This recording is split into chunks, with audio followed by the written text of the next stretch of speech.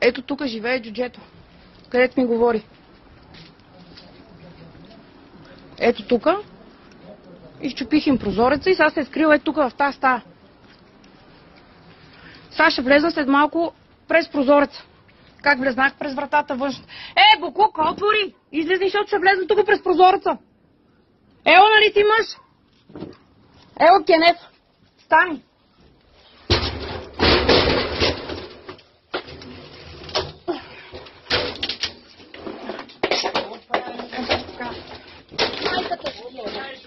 Ела тук, ела.